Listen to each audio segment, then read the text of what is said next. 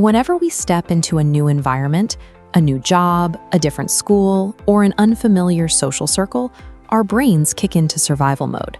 We instinctively scan the room, looking for the fastest way to fit in and belong. But we usually get the mechanics of this survival tactic completely wrong. We assume that adapting to a new space requires shedding our actual personality to impersonate whoever holds status in that room. That approach comes with a massive cost. Faking an identity drains your mental energy. It breeds intense imposter syndrome.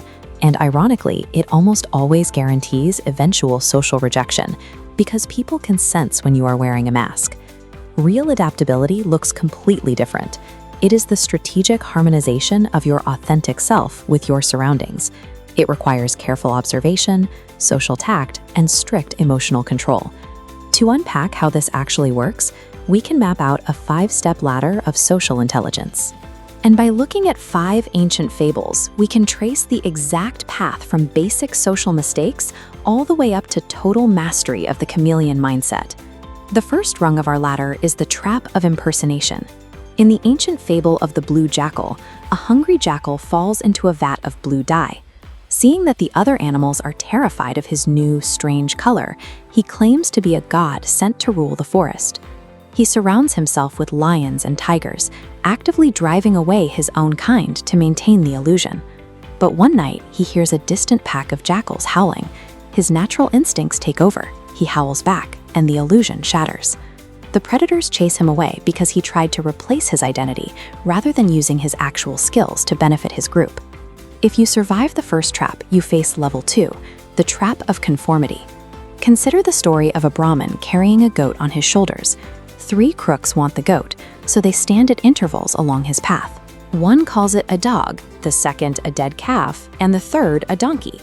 Convinced his eyes are deceiving him or the animal is a shape-shifting demon, the terrified Brahmin drops the goat and runs away. He allowed the intense, repeated social pressure of the group to completely override his own logical senses. Beating this level requires a tool called mental filtering.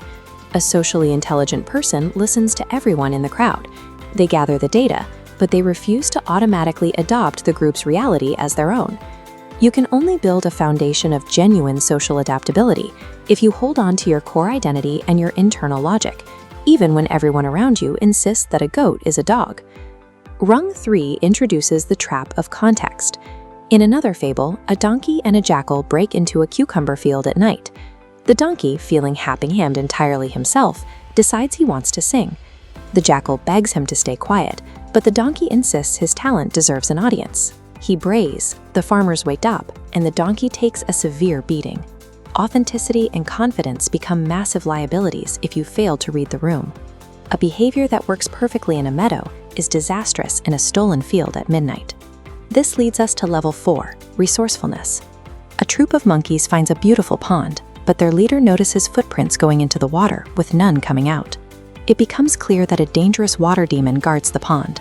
Instead of abandoning the water or fighting a demon they can't beat, the leader uses hollow bamboo reeds to drink from a safe distance. When faced with a hard constraint or a no-go situation, you change your tool or your path. You keep your end goal exactly the same. Intermediate social intelligence relies entirely on this mechanism. You recognize the firm boundaries of your environment, and you creatively manipulate your methods to survive and thrive within them. The final tier is level 5, dynamic awareness. An old crane tricks the fish of a drying pond by offering to fly them to a larger lake, eating them one by one. But when he tries to carry a crab, the crab notices a heap of fish bones near the new lake. The crab immediately grips the crane's neck, forcing it back to the pond. This is the absolute peak of the chameleon mindset. It is the habit of constantly scanning your environment for subtle red flags and rapid shifts in group dynamics. To reach this level, you must master the instant pivot. You need to know the exact millisecond a situation changes, allowing you to switch seamlessly from collaborative cooperation to active self-defense. Ultimate adaptability requires a high-stakes environmental awareness. Blending in gets you through the door, but noticing the fish bones guarantees your survival when the room turns hostile. Climbing this ladder proves that a truly adaptable person never actually changes their core identity.